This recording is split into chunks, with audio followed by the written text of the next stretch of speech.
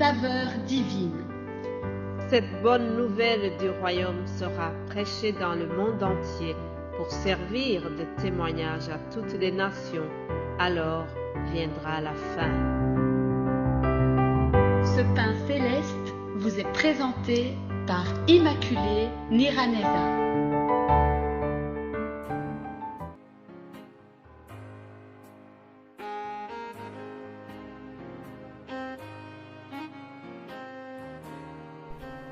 Bienvenue très chers amis, vous tous qui écoutez l'émission Saveur Divine, que le nom de l'Éternel soit loué, que la paix de Christ soit parmi vous.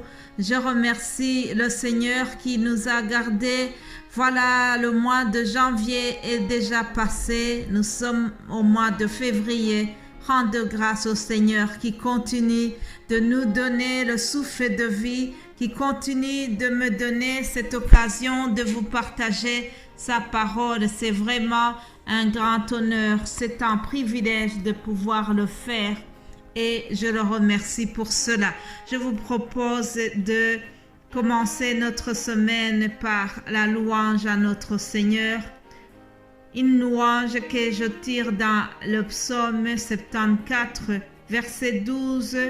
Je dis ceci: Dieu est mon roi dès les temps anciens, lui qui opère des délivrances au milieu de la terre.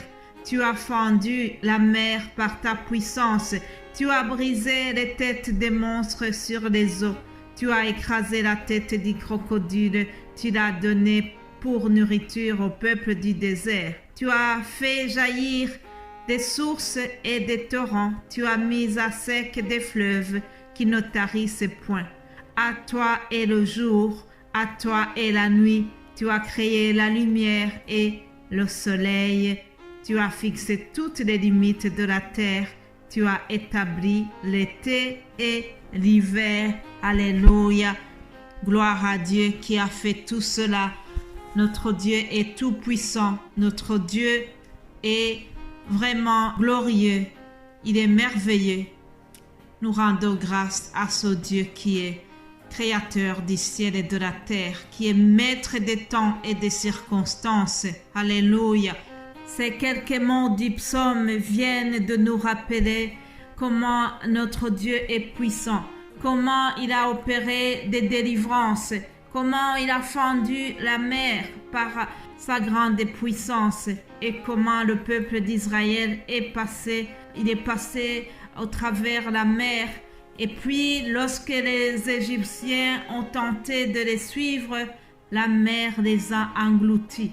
Là, David est en train de rappeler l'histoire du peuple d'Israël. Il est en train de démontrer comment Dieu était puissant.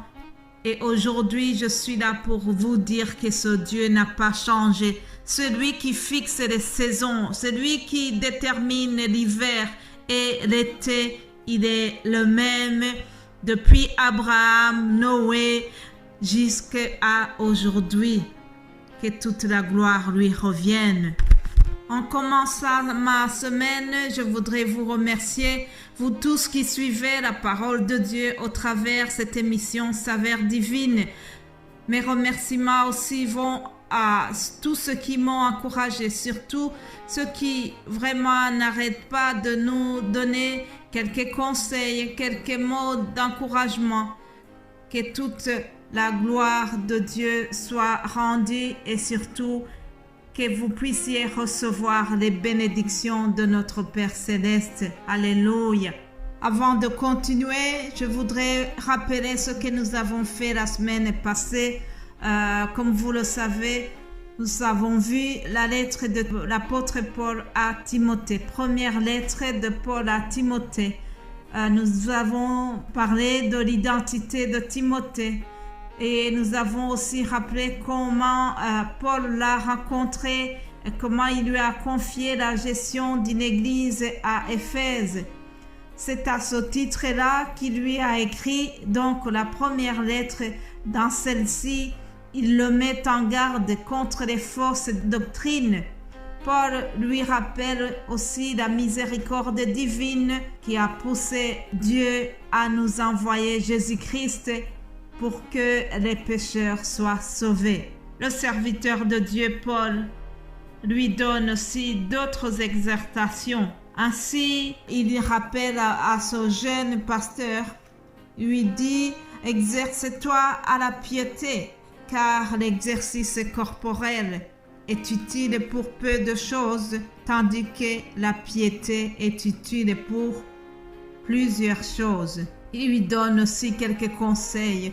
Comment un serviteur de Dieu doit collaborer avec les membres de son Église. Pendant la semaine qui suit, nous allons voir la deuxième lettre de Paul à Timothée. Dans cette deuxième lettre, c'est un peu la même chose, mais avec quelques nouveaux points.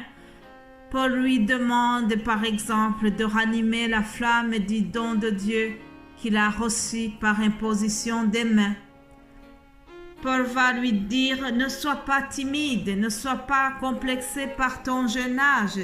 Même au milieu des plus âgés, ne sois pas vraiment timide. Affirme-toi.